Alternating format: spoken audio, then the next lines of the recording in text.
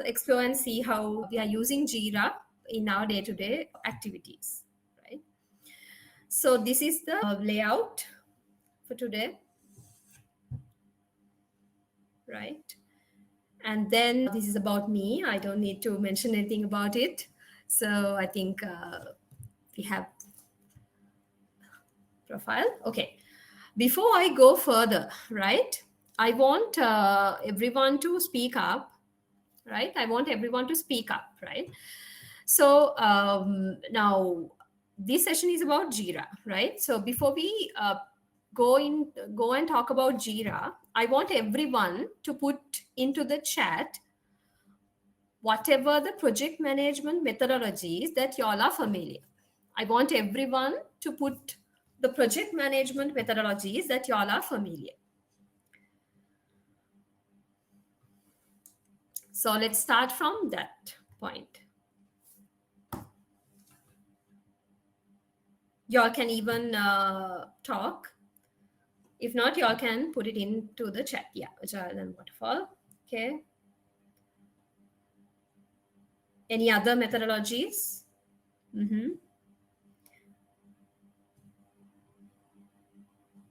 What else?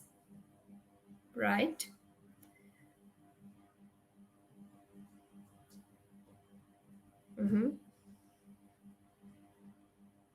Right. Okay. Yeah. So we have now. If you say now, y'all must be wondering why now this session is all about Jira and why we are talking about project management methodologies, right? So let's come to that point gradually, right? So what are the project management methodologies that we know, right? So someone asked that question, like all of a sudden we get these two answers, Agile and Waterfall, right? So in the previous days we had this critical path method, critical chain method, all these old school methodologies as well, right? So now we all know what are project management methodologies, right? So Agile is one of the methodologies, right? So I don't need to mention in detail. So Agile, we all know it is Agile. We call it as Agile management. It is a process management, of course, and it refers to an iterative incremental method that also we know. And it aims to provide new product or service development in a highly flexible and interactive manner. And some of the key focus areas in agile project management would be continuous improvement, scope flexibility, and continuous team output, right? And we all know we have this agile family. Agile is a project management methodology, and inside agile family we have so many members, right? So y'all can see the umbrella. It's like Scrum, Kanban, FDD. You have so many, right? Now tell me how this Jira coming into the picture. Can someone tell me how Jira is coming into the picture? Anyone?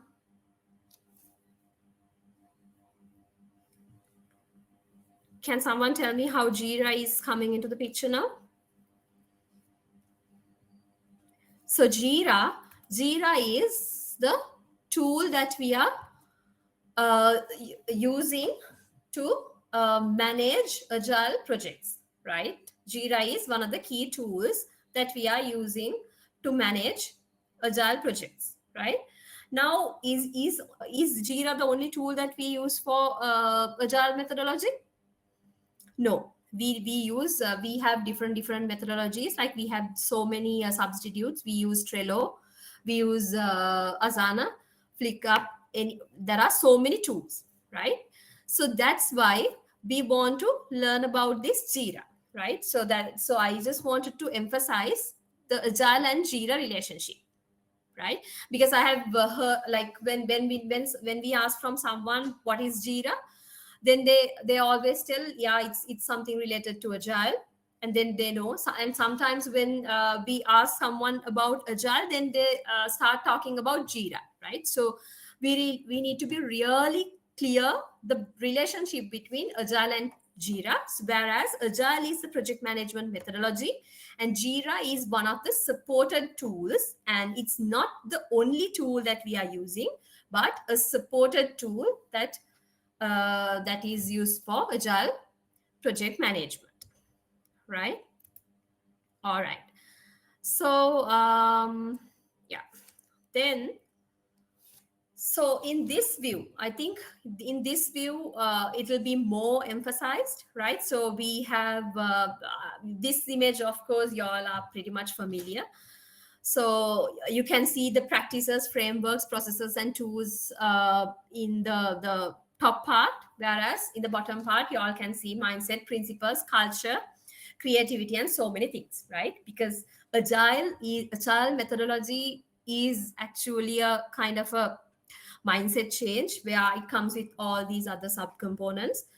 That's why it shows like this, right? So now my friend Buoneka, I think Buoneka explained about Atlassian product. So it's a SaaS product where anyone can get it. So Jira software is part of a family of products.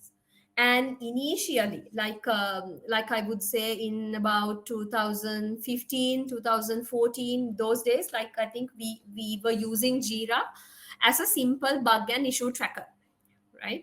So like about 8 to 9 years back, we use this Jira as a simple bug and issue tracker where we are simply logging all the issues into the tool and then assigning it to someone, I mean the person who is fixing it, and then getting closed, right? But now Jira has evolved into a powerful work management tool for all kinds of purposes, right? So whereas we are now starting from, whenever you want to start your strategic plans, even we are starting from creating an epic where we have this epic view content can be converted to your strategic view, and then it will be cascaded to the requirement level, and it will be again tagged to the test case level, and finally it will be closed, right?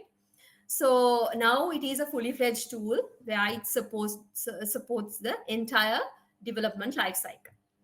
So again, we want to emphasize, is Agile and Jira same? No, Jira is basically a component or the tool of Agile, right? So I think that's about the background. I think we are clear up to now, right? So let me go to the creating part, right? So now when you now I'll be showing this in the instance as well. So when you log into the Jira instance, right? So thanks to the Atlassian community, I got a fully fledged instance with a super admin access. So I had a lot of things to play around. So when you log into, now it's a SaaS tool, like I said before. So when you log in, you will, and when you register, right, you will get a view like this, right? You are getting these project templates where you can select, right? So there also, you can see Kanban, Scrum, and even if it is only for bug tracking, you can select whatever the templates that you prefer, right? So usually, now can someone tell me, okay, I'm again opening for audience, right? Can someone tell me what's the difference between this Scrum and Kanban? I hope we all are clear. So, like, what is a straightforward difference? Like, why we are using Scrum in a Jira and why we are using Kanban in Jira? Anyone?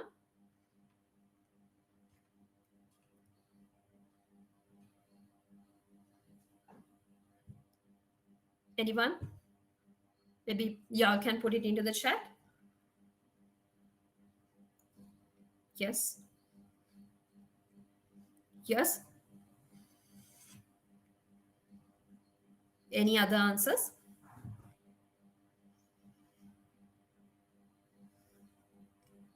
Right. So, Kanban, right? So, if I talk about Kanban first, right? Kanban is a simple workflow tracking uh, template. Sorry, template where we have a simple workflow, and it can be customized to any of the scenarios, right? So usually, if you are working on a productized organization, right? If you are working on a productized organization, you must be using Kanban methodology, right? So it has a simple workflow, and we have these work in progress limits, and where we don't have all these ceremonies and all these Scrum principles bound for it, right? So Kanban is a simple flow where you can have anytime you can add the tickets into the Kanban board, and you can simply track them till the closure. And even you can have, I mean, you can have a very simple workflow as well, right? So we'll be discussing about the workflows later. But Scrum board, I think Scrum project and Scrum board are the bit of a popular version in the industry these days. So we are using Scrum where your project is purely on Agile and purely practicing Scrum. Then you're running all these ceremonies and you're following all these Scrum principles. Then you're using the Scrum project template, right? Then when you create the project, right? So in my previous slide, you can see in the right hand side, top right hand side, you can see the create project option. So when you use that option, you can, using this template, you can create the project, and then you will be routed to your backlog view. So I'll be showing everything in the instance in a while, right? So then you will have to straight away start creating your user stories, right? So as we all know, in Jira, requirements are called user stories, that we all know, right? So then we are straight away starting our user story creation. And then I have listed some of the key components of a user story as well, right? So now y'all must be wondering why we are discussing these key components of a user story. Because now when you're practicing practicing Agile Scrum, when you're following everything in Jira, when your workflow management tool is Jira, you have to adhere to a kind of a format, right? So this is your user story format that I mean, it's kind of a best practice that we are using. So when writing a user story, we can have these key components, right? Acceptance criteria. You can have a narrative, maybe some of the user interfaces and non-functional requirements. And we have this description area. And even you can list down all the fields that you are using, and even the field level validations. All these things you can incorporate in your user story, right? So now let's go to our Jira instance and see how we have used them, right?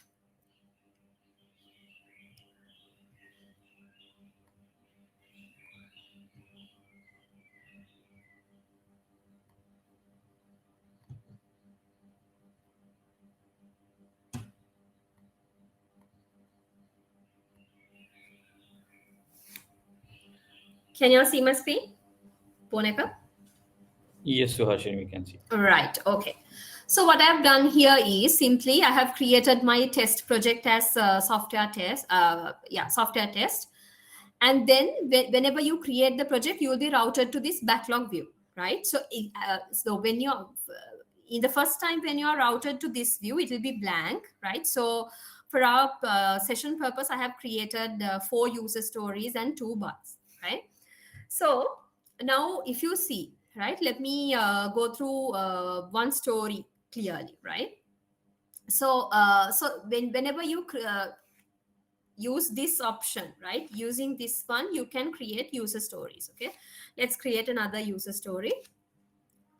So I have followed a format, right? Yeah, so this is my format.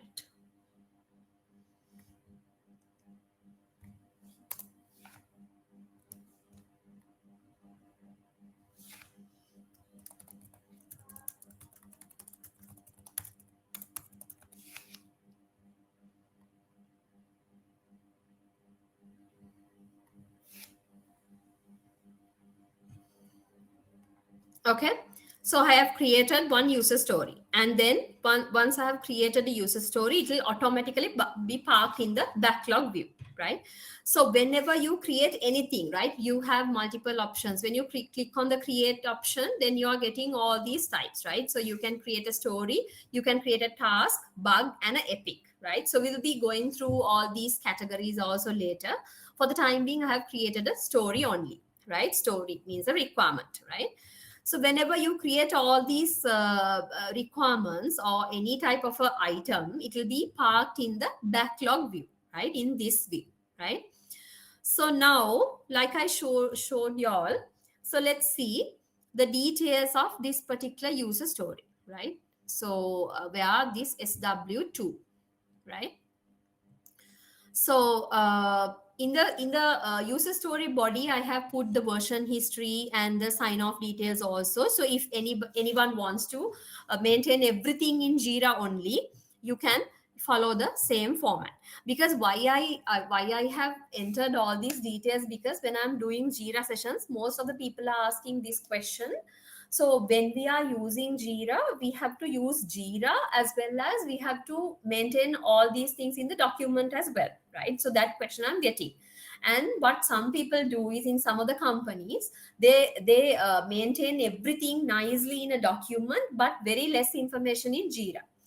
And some people in some of the companies, they ask, why do we, like, wasting time on these documentation? Why can't we maintain everything in Jira? So that's why I'm just telling everyone.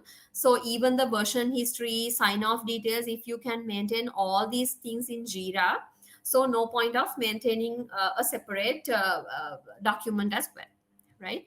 So we have this very famous user story format, acceptance criteria, and some of the mandatory details that we have put. Actually, you can say the best practices, right? So negative parts. So I have taken this very popular login journey, right? So the user story about the login journey. So when a user logs into a system, what are the basic validations, basic requirements, and negative parts, and the details, the error messages that you are getting, right? So when you are done with this user story creation, right, what I have done is, another best practice, I have put a label also. I have created a new label called user management.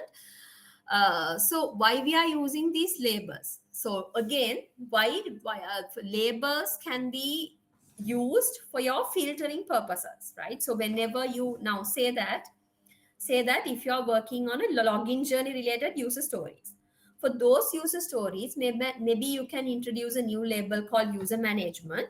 So later on, using this user management label, you can filter out all these related user stories, right? It's kind of a filtering criteria, right? And maybe you can put the assignee as well. The estimations and everything I'll pitch later. All these things, the mandatory details I have filled, right? And then again, when I go to the backlog, so you can see the user stories are parked in the backlog view, right? So then y'all can see this different color squares, right? Purple and blue, right? So those are epics, right? So we have created separate epics so to club our user stories, right? So let me go to this user story again, and then let me see the epic. Suharshini, your screen may be frozen. Yes. Okay, right. 1 minute. Let's see. 1 minute.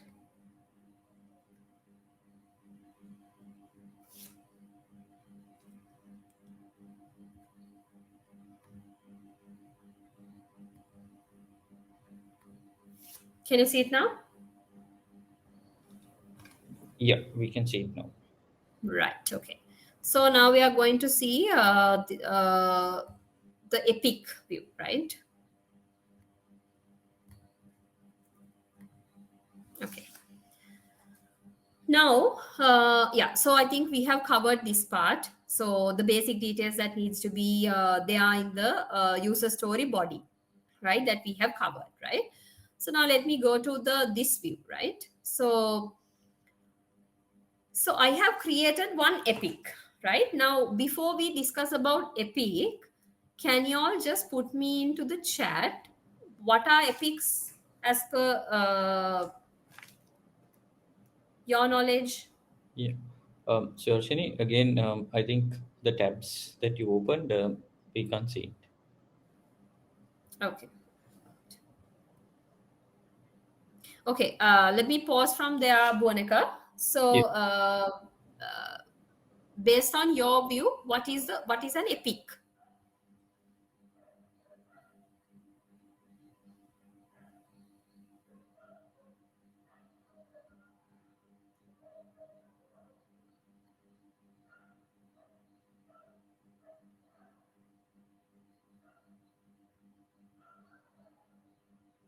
Mm-hmm.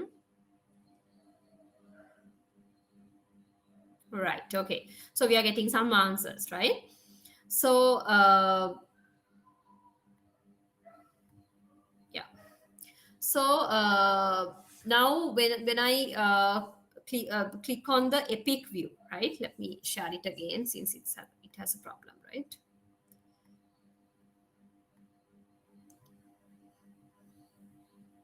Okay. So when I click on the epic, I have created this epic, right?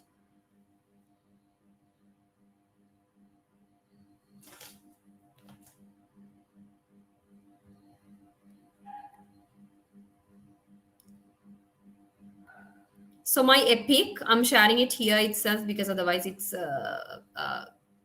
going to another tab.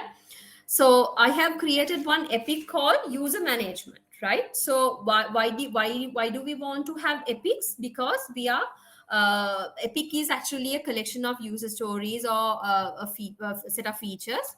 So I have created one epic called user management, right? So now you all can see this SW3, that is my epic, right? So there also I have incorporated some of the mandatory details that we are practicing in the industry.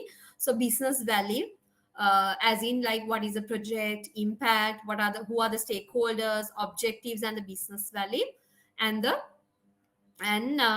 descriptions, and maybe y'all can have the story mapping also. Now inside the epic, so we have this the key epic in the hierarchy, and then how the stories are mapped with the epic, and then non-functional requirements at the epic level, and all these details, right? So y'all can see in my screen, right hand side, all these mandatory details that comes in inside an epic. I have put it in here, right? So my epic is this EP001 user management, right? So here also, like I said before, if you want to have your sign off details also embedded here, you can simply have SME review or maybe your sign off status here, so that the person who reviews this can simply sign it off here. And also one more point I want to emphasize. Now if you want to now if you are using if you are practicing agile scrum and if you are using Jira, then sometimes you all might be needing all these artifacts in your audit purposes, right? So if you are going through some of the audits and all these things, so you all can simply maintain all these sign offs here in the description itself, or you can simply maintain everything in a comments bar, right? So this is my epic view, right? Now, uh, we all know how the epic is tagged inside a user story, right? So user story is can be tagged inside the epic, right? Now let me go to the epic view, right? So now what is the purpose of having this timeline view, right? So these are the epics that I've created. What is the purpose of having this timeline view, right? So my first epic is the this one SW3, and I have created three epics. So what is the purpose of having this timeline view? Anyone? What's the purpose of having this? What's the purpose of having this timeline view? This seems to be a Gantt chart, and the obvious purpose is project management. Sorry, I didn't get you. Sorry. Since this is a Gantt chart type of view, I understand Mhm. this will be useful for managing the projects. Yeah. So we, yeah, that is correct. We have a maybe we can have a bit more answers. What is the specific purpose of this particular timeline view? Right now, in your timeline view, you have a set of epics listed there, right? So what's a epic is basically a collection of user stories, right? So usually you can use this view in your management reviews and all these things, right? So this can be actually used for your strategic planning, because now if you can see, now my first epic, it's actually I have put the start date as 11th of September, and it ends on December 11th, right? So it span across for 3 months, and if anyone wants to see your holistic view, so you can simply show this view, right? And if someone wants to drill down and see, okay, how many user stories, now this can be your summary view, where you can see all the epics nicely drawn in, even in different colors. And when you click on this drop down, then you can see all your user stories, bugs or features or tasks or anything that is tagged under this particular epic, and their current status as well, right? So this view, I think, I mean, you can use it for multiple purposes, right? Right. So let me Sorry, pause. sorry for Yeah. interrupting, Suhashini. So, Yes. Yes. Yes. all issue types under each epic will be plotted on this timeline. Is it Yes. Yes. all issue types, or is it configurable? We can exclude some issue types. Is that possible? No, it is configurable. Yeah, it is configurable.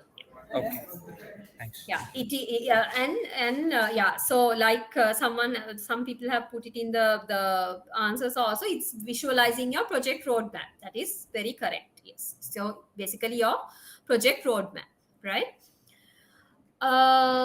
Right. So then let me pause it there for a while, and then let me go to the slide set, um, just to be aligned with the slides as well, right?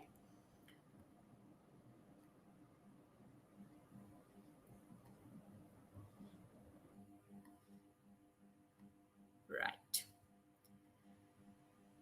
So, Suharshini, we have a couple of questions with regards to. Yes.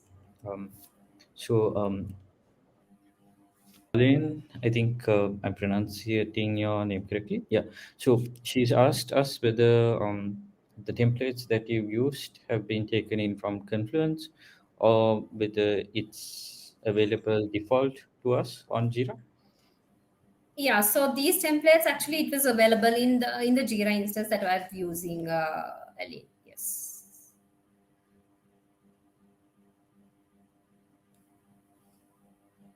Right.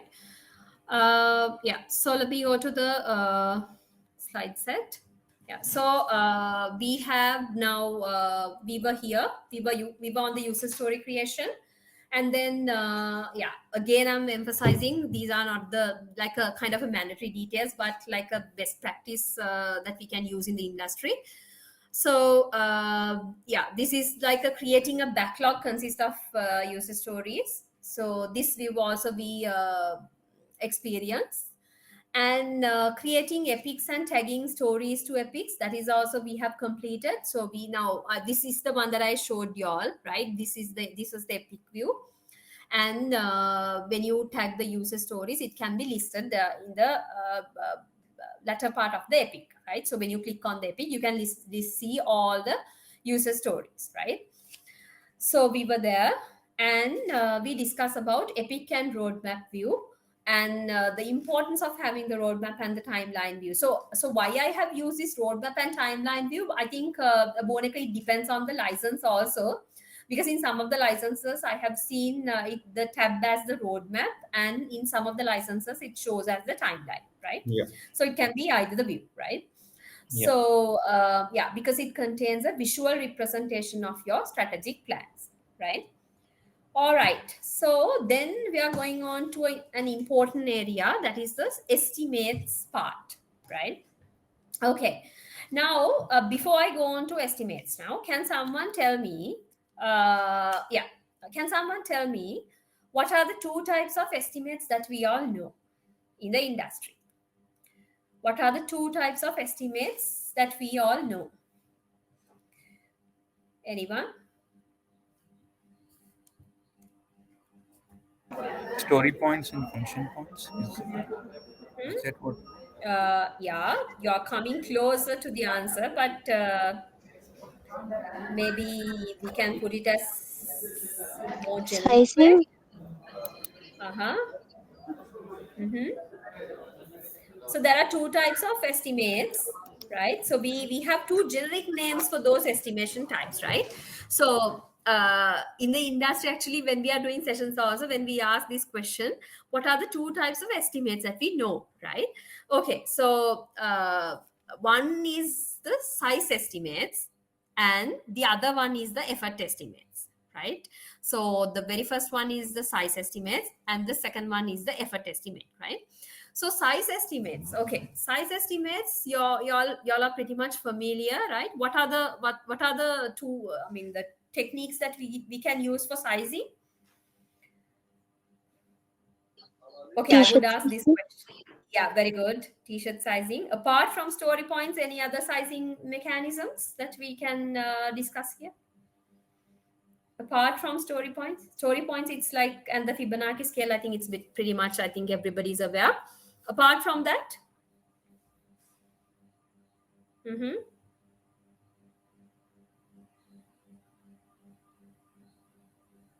All right, so we have multiple sizing mechanisms in the industry. Even we have even used in different companies. So we have story points, we have t-shirt sizing, and even we have dog sizing.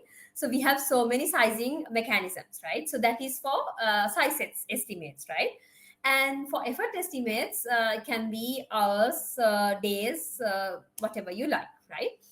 All right, so now in Jira, how do we maintain those estimates, right? So y'all can see there are two fields to mention about the story point estimates and the effort estimates, right? Y'all can see in the screen in my slide. So yeah, y'all can see. So there are two fields, like one to enter the story point estimate and the other one to enter the original estimate, right? So just if we brainstorm the process also, right? So the process of adding story points, right? Now you can't blindly go and add the story points, right? So we have a process, right?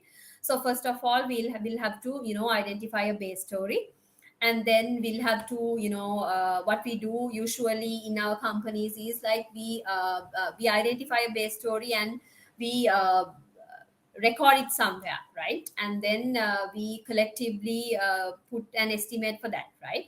And then against that particular base story, we walk through the other user stories, and then we create those user stories in Jira, and we play the planning poker process, right? So we all know that, right? So now let's see how we have added the users story points in Jira, and how we have added these subtask in Jira, right? So y'all must be doing I mean y'all must be familiar with this estimation process, right? So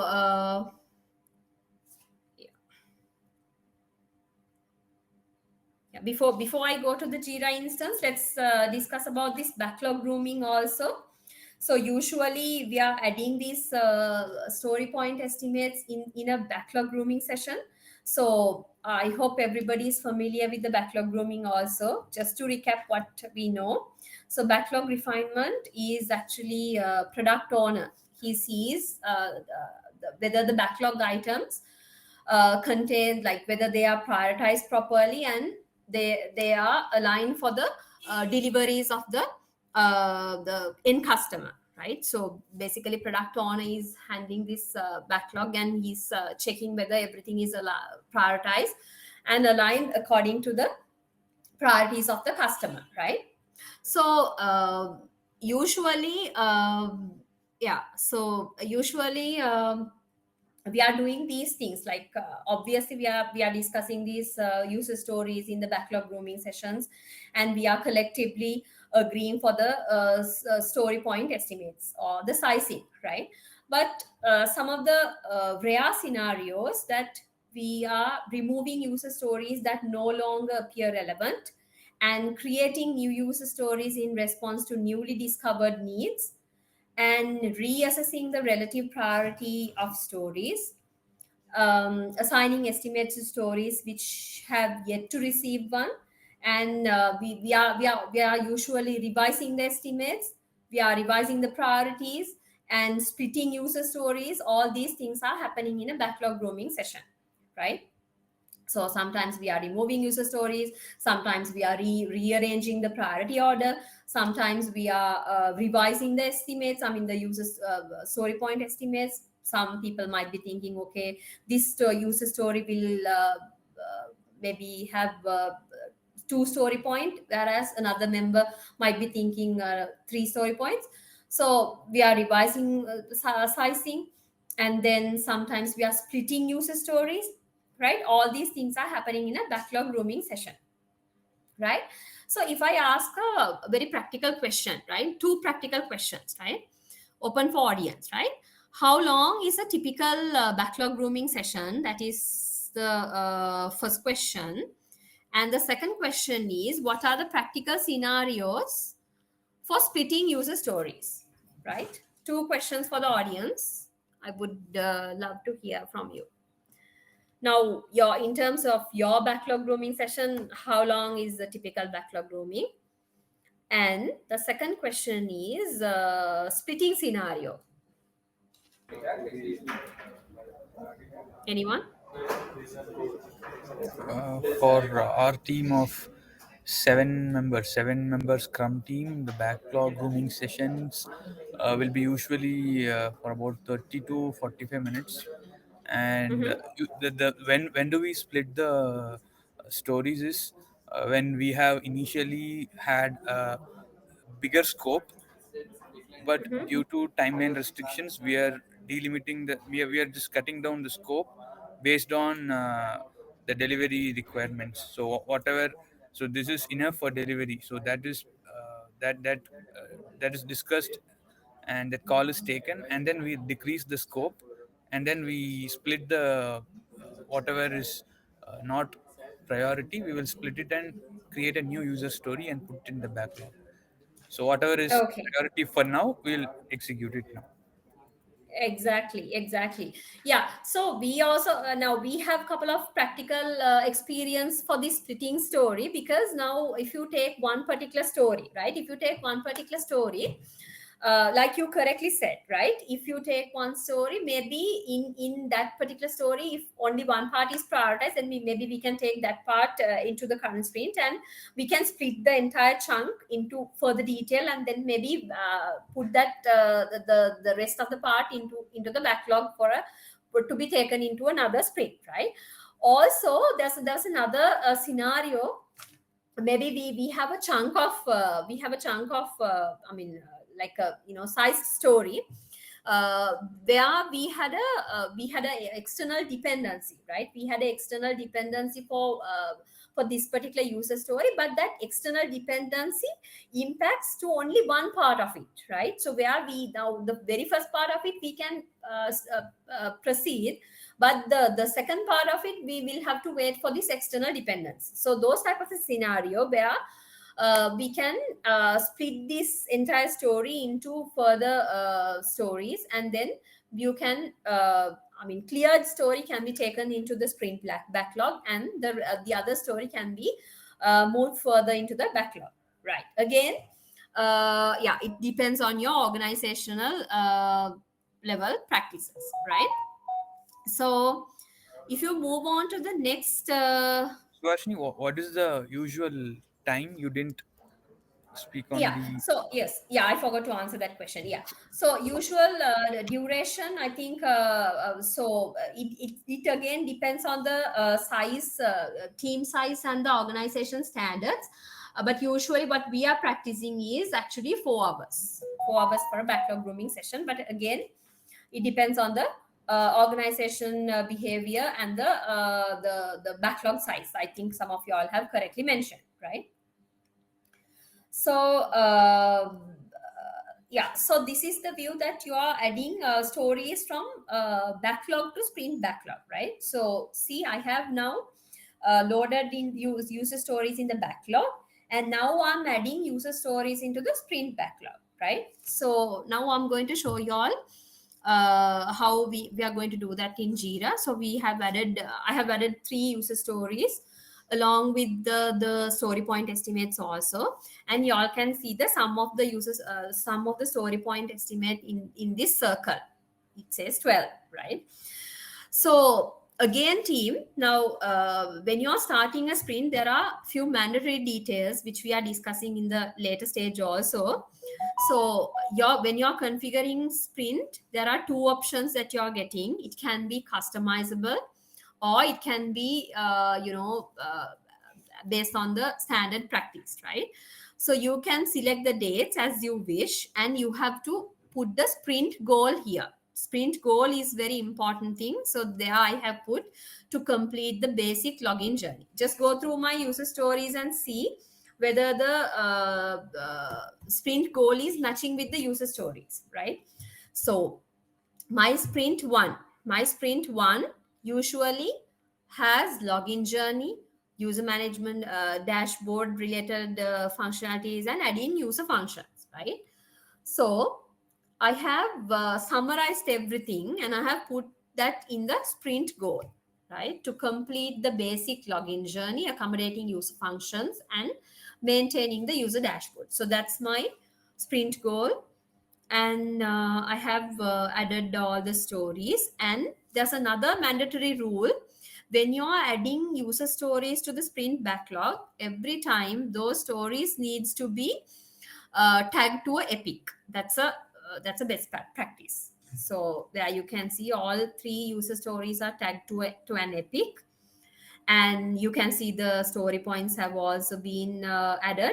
And also, one user story, I have added some child tasks as well. That's why you can see the hierarchy here, and you can see the total number of story points here, and where are my customized dates,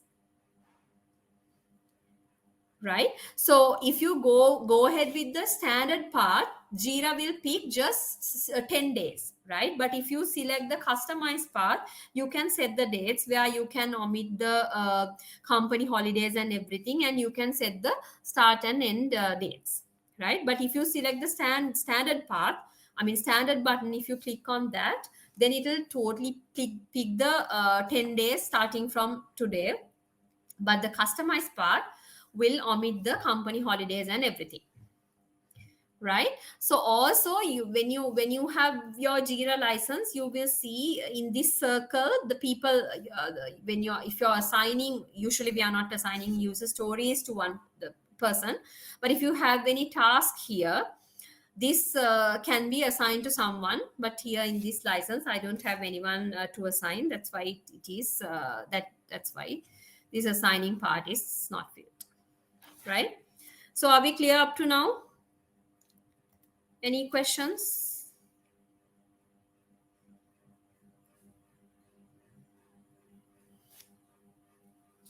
Are we clear up to now?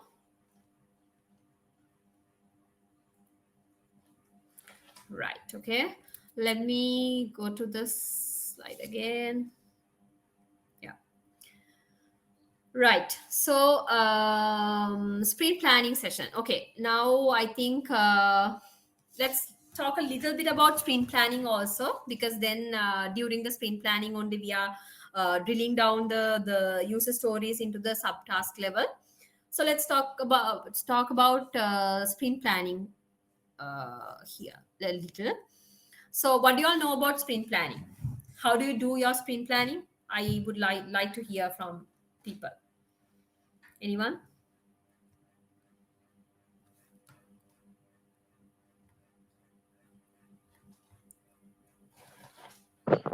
So the sprint planning will used to take about 2 hours of time, Mm-hmm. based on the backlog grooming, and we'll have a discussion with the PO. We'll identify the prioritize for the current sprint, and we'll Mm-hmm. come up with a sprint goal. Mm-hmm. And based on that, we'll be we'll put the stories into the sprint backlog. Yeah. Okay. Thanks, Mm, Pamela. Any other thoughts?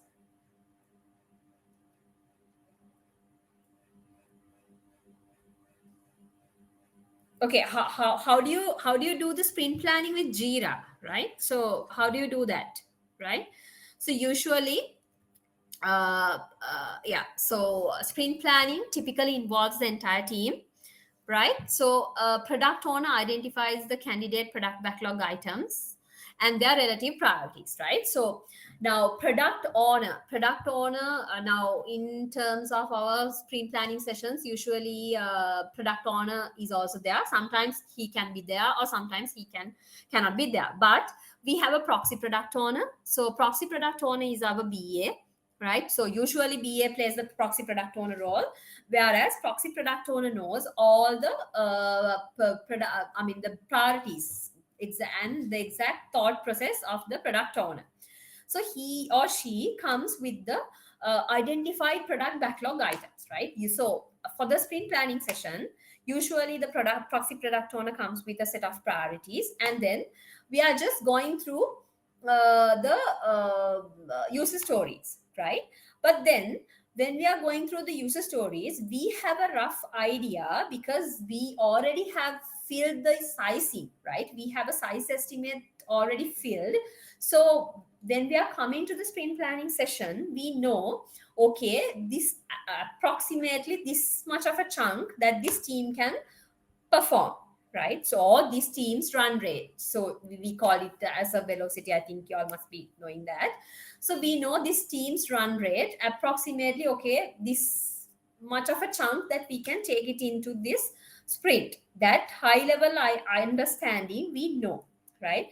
So then the proxy product owner comes to the sprint planning session, and then based on the priority, we just go through the user stories in Jira, right? And then when you're just going through the user stories, another important thing is, I think, I'm not sure whether y'all are practicing that, we have a field. Actually, it's a customizable field where you also can incorporate into your in your instances. We have a place where to track this requirement clarity, right? So we have this field where it shows the value. It has a scale from 1 to 5, where 5 indicates the crystal clear and 1 indicates that not clear, right? So whenever we are just going through the user stories, we know, okay, this particular user story has a size, and what is the RCI value, maybe the requirement clarity value, maybe it can be 4 or 5. Okay, this is clear to the team, and it is a priority also. And then we are just going through the user stories in Jira, right? So when they are just going through that, team itself, they know they need to determine that, okay, how many items that they can complete during this particular sprint, right? So usually a scrum master or coach typically facilitates this, and they know, and they'll have to pick and tell, okay, I'm going to pick this particular SW8, I'm going to pick this SW8, I'm going to pick this SW2. Likewise, they can, what happens is usually they tell, okay, these are the user stories that they're going to pick, right? And then they'll be just creating the further subtasks, right? Then they are creating the child task inside the user story. Okay, now let me show you all how we are creating this small tasks, right? Okay, So I have already created a hierarchy in this SW2. So let me go to SW2 and see. 1 minute. Here, I'll open it. Right. Now, say that Buoneka. Okay. So Buoneka is there in the sprint planning session. And when the proxy product owner or when the team is just going through the user stories in Jira, so Buoneka just go through this user story, and Buoneka sees that, okay, this has a 2 story point worth of user story, and probably it has like everything is clear to Buoneka. And then Buoneka says, okay, I will pick this SW2, right? And then he start creating his subtasks, right? So usually, now again, this can be depend on the company to company, and it can be depend on the industry as well. But usually we start creating these child tasks, right? So I have created 4 child tasks, like front end development, back end development, and the test cases design and the test execution, right? So as a best practice, I want my test cases to be reviewed by my proxy product owner. So I'm going to put another task by saying test case review by BA, right? So I'm going to add another task there, right? So at the moment I have 5 tasks here, right? So all these tasks are created then and there during the planning session itself. That is a best practice. And they can add estimates to these individual tasks as well. They can simply assign them the task to themselves, and they can add estimates to these tasks as well, right? And then then they can keep it, but just make sure we are not adding estimates to the story level. I mean, we are not adding estimates to the parent level, but only to the child level, right? So we are adding estimates to this level, and then it is getting populated here, 5 hours, 8 hours, anything like that, right? And another best practice that we are following is, now whenever a subtask, right? So say that okay, Buoneka gives some effort estimate for the front end development plus around 12 hours, right? Or maybe 16 hours, right? So it is recommended to further drill down that inside this task breakdown, because it is like utmost important to create the exact minute level tasks and the exact work breakdown structure, where whenever you're getting a task which is more than 8 hours, then maybe it's best to further drill down and have another task for that. Maybe if you want to have front end development further broken down into 2, then you can have one subtask for the front end design, and then maybe another task for front end development likewise, and then you can add 8 hours for one, and the other 8 hours for the other tasks, right? So likewise, you can start creating your task. Again, this task this set of tasks and the small WBS, I mean the task breakdown, is dependent on the environment, right? So now I think I'm ready with my sprint, right? I think I'm ready with my sprint and I'm all good, right? I have added the story point estimates, and it has about 12 story points. And the only problem is I haven't added the estimates, but that's okay for the time being. I have all the mandatory components here. Maybe I can add a task also here, right? I'm adding a task also to this same sprint. Maybe I'm adding this for some of the R&D work, right? Research on the login journey, dev, something like that, maybe a test one, right? I'm adding a task also, right?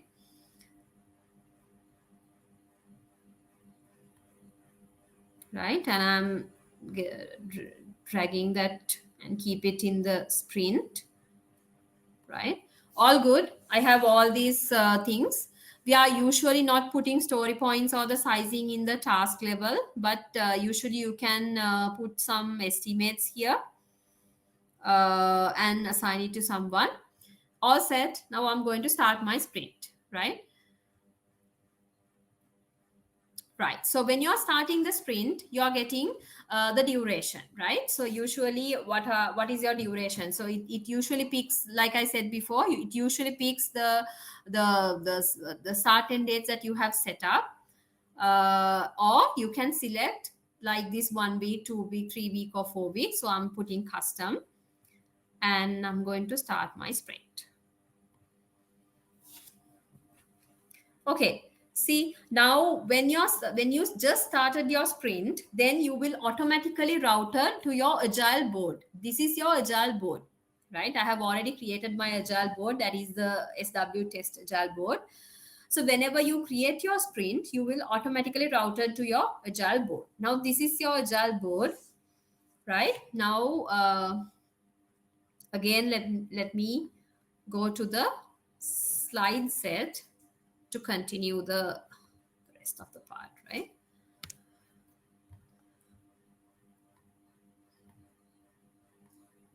Okay.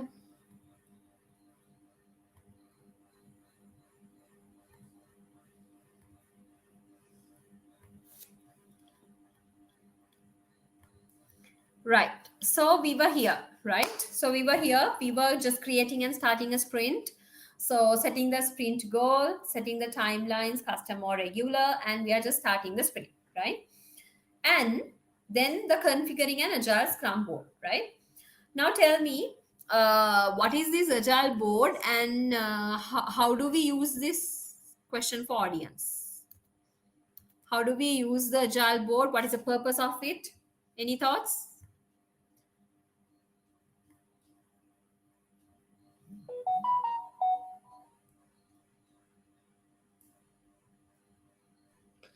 So, if I'm to add on to this, I think we use agile boards to visualize work.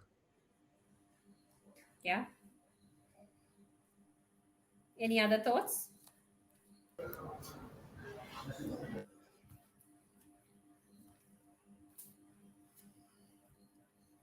Right. So we can configure agile boards, right? So it's basically a tool that helps team plan, visualize, and manage that work, right? So before we practice Jira, so y'all might be familiar that we had all these physical agile boards. I have seen in some of the companies where we still have these physical agile boards, where we have a whiteboard, and it is filled with colorful sticky notes, right? Where we have 3 columns to do in progress and done. Again, it can be more columns as well, right? So we have all these colorful sticky notes. And usually, I actually have seen in one of those companies where they actually have a physical agile board. That's a whiteboard where before the scrum, before the daily stand-up meeting every day, they have this sticky notes moving here and there. And it is located in the scrum, the area that the scrum team is seated. So it is basically replicating here. So in Jira also we have this agile scrum board, right? It helps us to plan, visualize, and manage our work, right? So how do we monitor and track using this? Because every day now, before this scrum meeting, right, before the daily scrum, so usually we drag and drop all these assigned tasks into the in progress. Whatever the task that he or she is working on, you can drag and drop into the respective column, and then you can put your work logs there. So why you can see the plus mark here? Because I think it's the super admin view. But then again, in your Jira instance, you may not be get the privilege to edit the workflow, right? And the workflow is again customizable, but you can simply use to do in progress done, right? The very basic workflow, right? We also call this workflow as a swim lane, right? And you can select the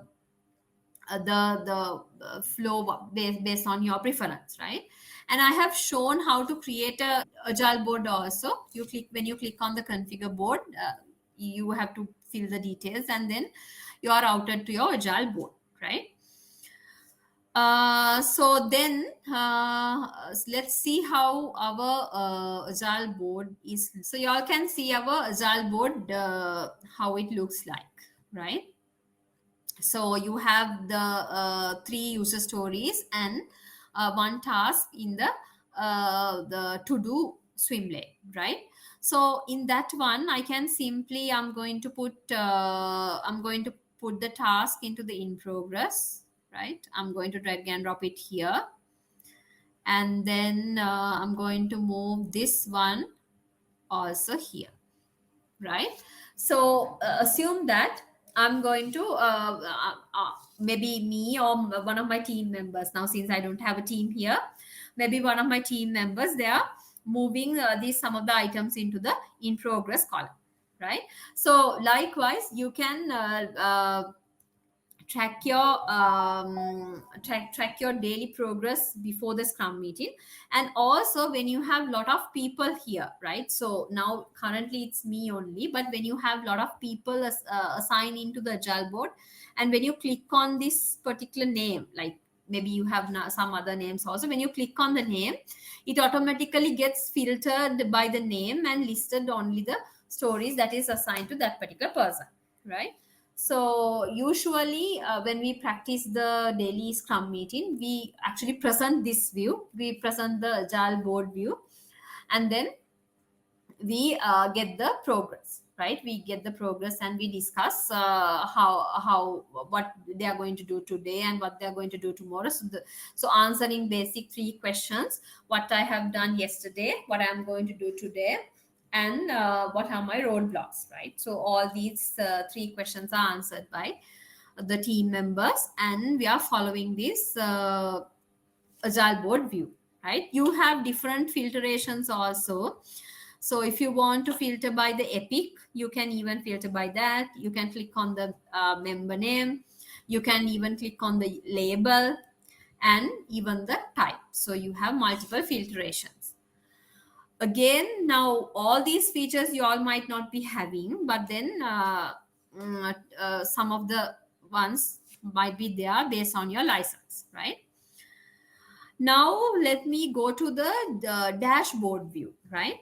So how many of y'all are using the dashboard view here? Jira dashboards. How many of y'all are using? In this audience, how many of y'all are using the dashboard view?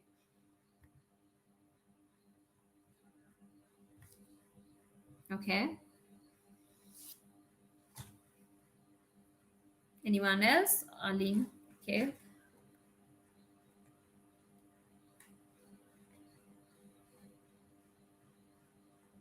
Anyone else who are using the dashboard view?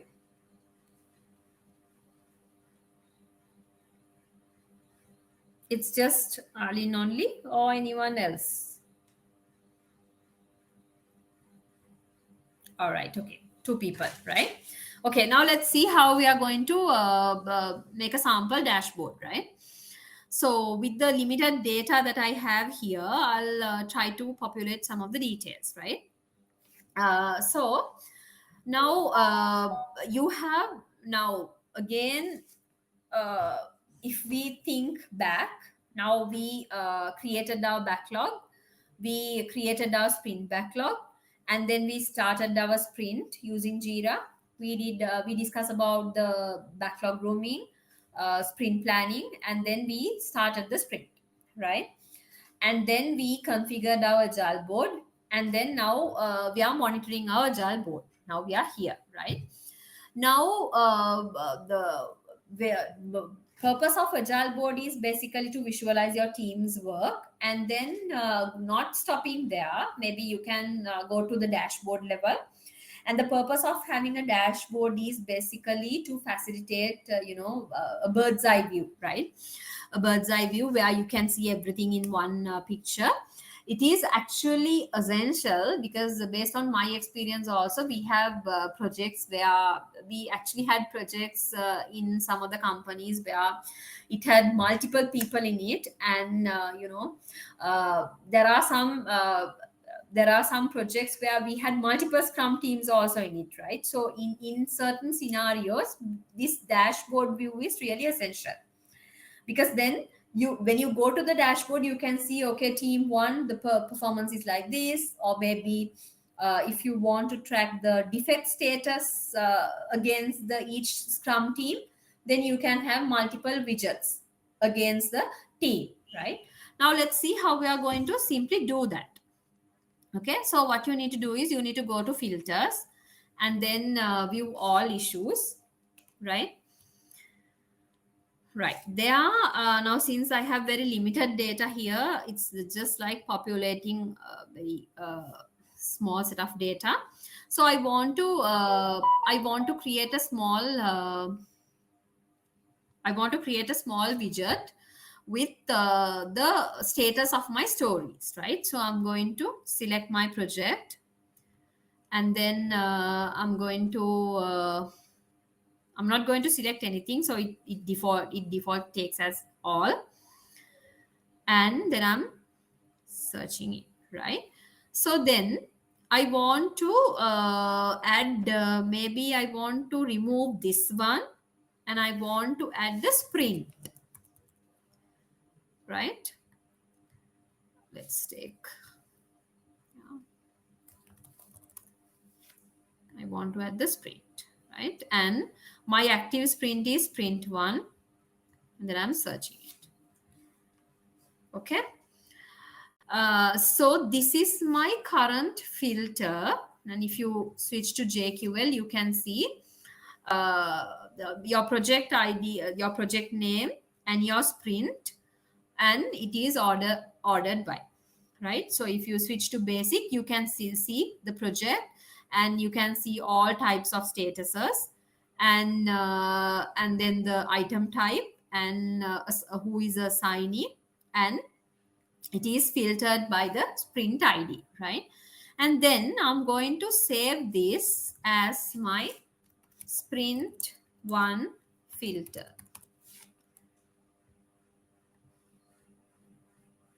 right? I'm going to save this as my sprint 1 filter. I already created another filter, that is the test project story, where it has all the user stories in it regardless of the sprint, right? Here I have sprint 1, but here, regardless of the sprint, I have all the stories listed here, because I have simply selected story only, right? Okay. And then yeah, maybe then I want to go to dashboard, and maybe I'm going to create a dashboard, right? So if I click on the dashboard, then I'm getting this view, test dashboard 1, right? So you can put the description appropriately,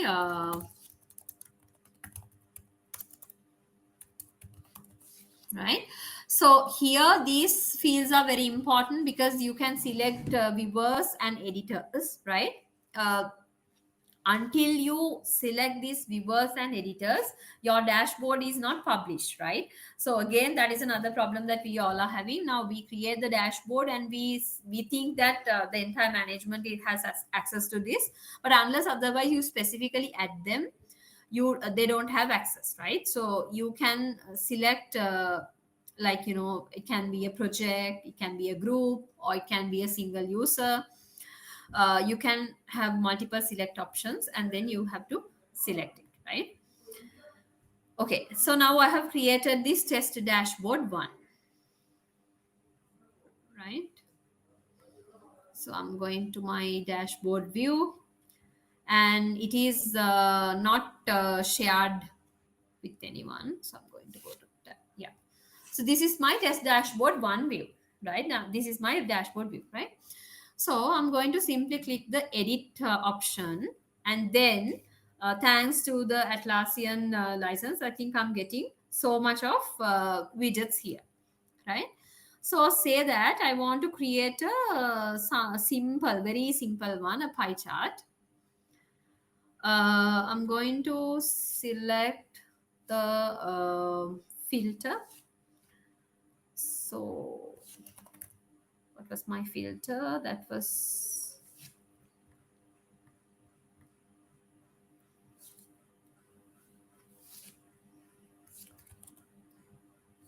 sprint one.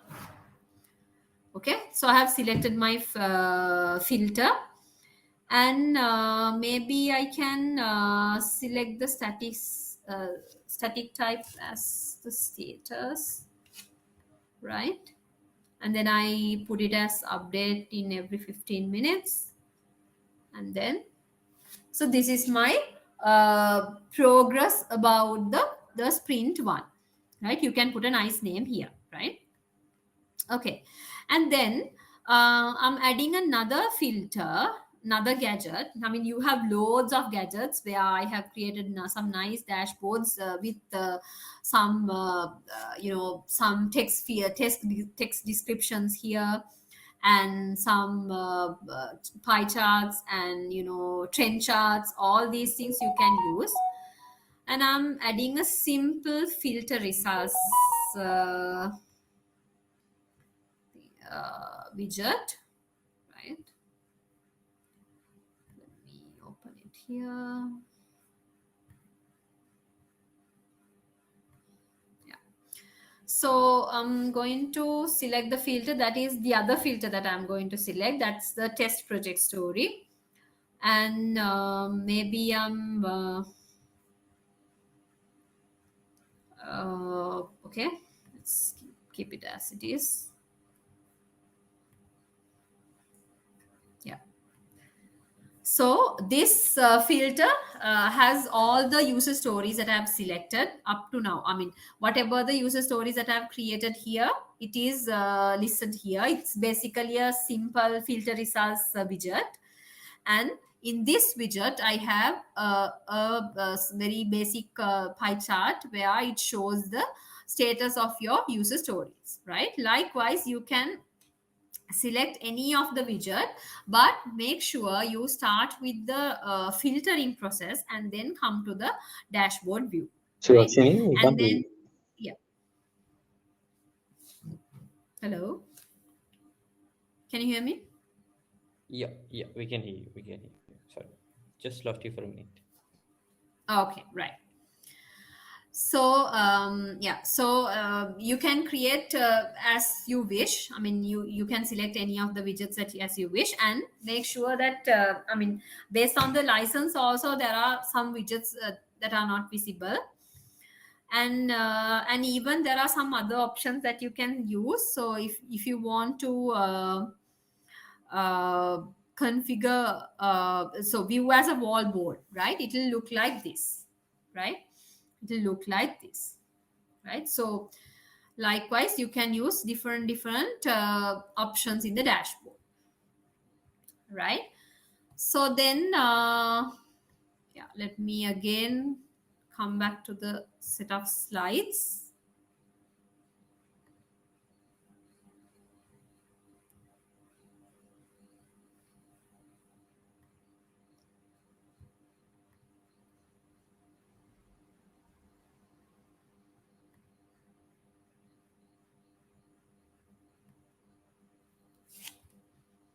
Yeah, so I have just put a sample dashboard. Actually, I have created all these widgets, but we don't have limited I mean, we don't have much data in this instance, so unable to populate all these widgets. But actually it was a lifesaver. Just to share my experience, actually, how we survived with this dashboard creation, because like I said before, we had a project where it has multiple scrum teams, and we were running on a very tight schedule. And this release, like, we created multiple releases also, thanks to Jira. So against this release, we had multiple issues. So we I mean, defect rate and the defect resolution rate is also like we wanted to track both those key aspects, defect rate and how fast we are resolving these defects, right? So then what we did was we prepared a simple dashboard with those two metrics, defect rate and the defect resolution rate, against each scrum team. And then every day, before the scrum, we just load this dashboard and see, okay, then we can see defect rate and the resolution rate. So with these two trends, actually we were able to grasp a lot of things and were able to arrive easy decisions, right? So I think with that, I think Monica, the content that we were planning for today, I think we are coming to the closure. Any questions?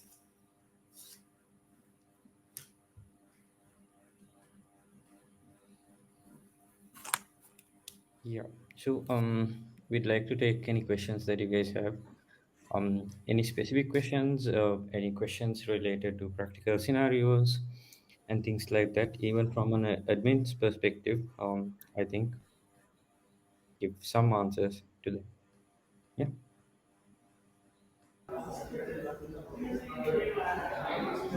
Yeah, how do we manage releases in Jira? It's actually, Hasit, we have a separate tab in Jira instance. I'm not sure whether this, yeah, so this license doesn't have the release tab, but if you go to the Jira instance, there's a, so if you see this timeline, backlog, and the board, after board, there's another tab called releases, right? So when you click on that, you have to create your releases in Jira. Yeah, it's based on the license, but you have a separate tab. Yeah.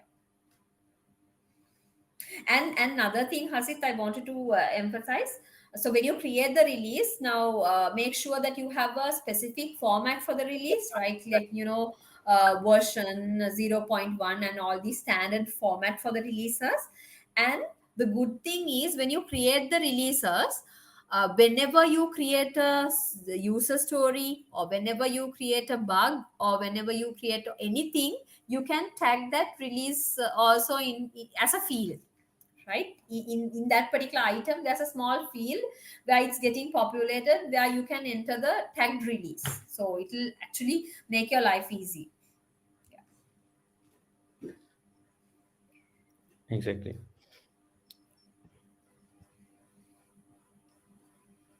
So I think I used to have like at least 5 to 6 releases going on every week with one of my projects, and we had about 11 component teams, 11 to 12 component teams, and it was a very hectic, I think, Jira project that we had spun up with using fields like components, release fixed versions. We were effectively capable of managing these releases, and we were also like capable of connecting the release notes, the pre-approvals, the release, even the branch and all of that. If you're going to connect your GitHub or uh, Bitbucket, definitely you can go ahead and do all of that. Um, it's very effective, and it's very easy to trace what's going on in terms of your software development project. So just a little bit onto what Suharshini mentioned. Yeah, Yes, thanks for we it. have another question. We have another question. Yeah, how do we manage workflow for a dev plus tester scrum team? Okay, can you elaborate a bit more, Abdul, if you don't mind? More in the sense. So basically, we in our team there are some developers and some testers. So we have a 2 week sprint setup. So as soon as the developer in the sprint planning session, we pick up the user stories and assign user stories. Currently, the workflow is the user stories are entirely assigned to developers, and they are tracking their progress in the comments, and they have few statuses in dev in progress. And so after development is done, they change it to move to QA, and we do bug reporting. and then again back and forth it's moving. So the same user story is transitioning across different statuses. So is this better, or can we have a user story as a container for different tasks of developers and testers separately? Yeah, I think the your second option would be the I would say it's kind of a best practice. Again, there can be more best practices. I think even from the audience we can ask. But what we usually do is usually our Scrum teams are also consist of development teams and the testing teams, right? So what we usually do is, Abdul, we create the user story as a container item, right? Okay. And we don't assign that particular user story to anyone, right? Or maybe it just says as a individual component, right? Okay. But inside that particular user story where you have multiple subcomponents, say that your development teams, developer for developer one, you have maybe backend development task. For developer two, maybe you have another front end development subtask, right? So you can have multiple subtasks, as well as even for the QA team, you can have test case design, test case execution, even maybe there can be some other subtask, maybe testing in multiple browsers, you can have another task. So you can have different subtasks, right? So just ask them not to not to make the user story into the done state until you complete all the subtasks. You get what I'm saying? So I Yes. think that's a practice that we are doing, right, Boneka? If maybe you can add something. Yeah, yeah. So we usually don't move the this particular container story into the done state, and it stays simply in the in progress swim lane until the entire team is done with it. And I think it makes your life easy also, right? Exactly, Sarji. Exactly. Can you Yeah. hello? Any Okay, did we other answer? questions? Did we answer your Did we question? answer, Abdul? Yes, yes, yes, Varshin. Yes, yes, ma'am. Thank you. Right. Okay. Can you hear me? Yes, yes, we can. Yeah. Yeah, okay. My question is not directly related to Jira, but I think you can answer it. Actually, we- how like can you explain if we want to outsource agile project, uh, Scrum project, what is the strategy like? Because most cases we need to outsource project and the product owner and the some of the team maybe other people can be in other like outsource. So how can it be done? Can you Hmm. explain a little bit? Yeah. So this is Aruna, right? Yeah. Yeah. Aruna, yeah. Yeah. Yeah. So we had okay. So I've faced situations in multiple locations where I had to work with stakeholders outside my organization. So what we did was we gave them access to the Jira instance that we had, and only gave them access to the required projects within the organization. So I created a user group, assigned these particular users from outsource organization to that group, and then give them the access to the respective projects. That is the easiest way to do this in terms of offshoring and outsourcing your projects to clients outside your company. Yeah.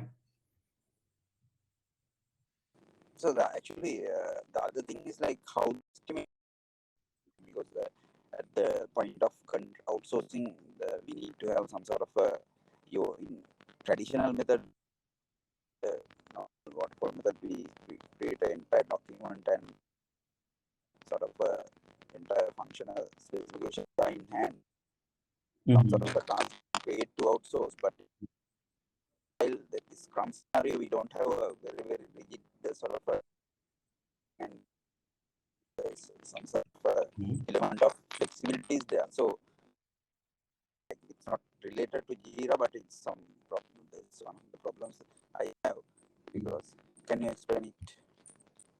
Yeah, so Aruna, I'm going to explain this at a very high level.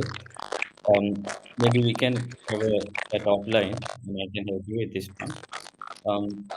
So what we can do is, like Suharshini mentioned, if the team has picked a base story with consensus, we can use that story, and we can estimate the remaining um, tasks or stories, right?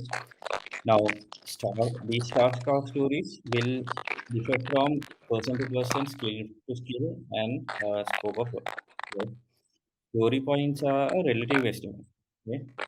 So, the more the team improves, adopting agile practices, we will definitely start seeing the sort of estimation getting much better. Okay? Whereas absolute estimates or very predictive estimates that you are looking at is things like time, right? So you want to know how much of time exactly uh, a task will take to complete, right? So things like that. Um, of course, we can tell them to add in the time and tell them to log in the time, and we can track that on our Jira instance and understand how we are sort of progressing.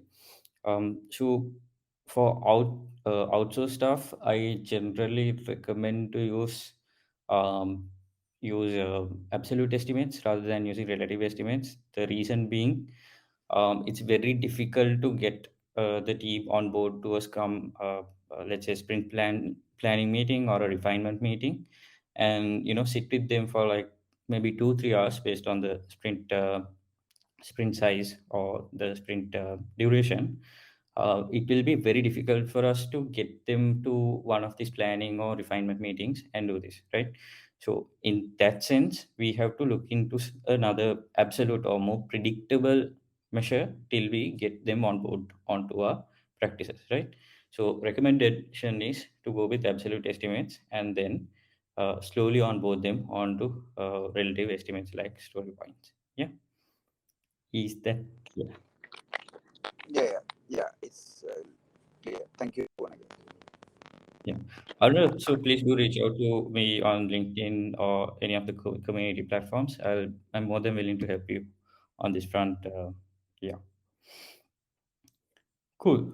Any other questions or any further questions? Okay. Since there's silence within the audience, um, let's go ahead and wrap up today's event. Thank you very much, Suharshini, for with speaking to us with regards to your experiences on Jira and helping us understand how better we can do things on Jira as a platform. And thank you very much to every one of y'all for attending this event. And hope y'all will continue to attend future events with the Atlassian community here in Colombo. And see y'all. If there's anything, please do reach out to us on respective social media like LinkedIn and community platform. Thanks, everybody. Have a great night. Take care. Bye. Thank you, everyone.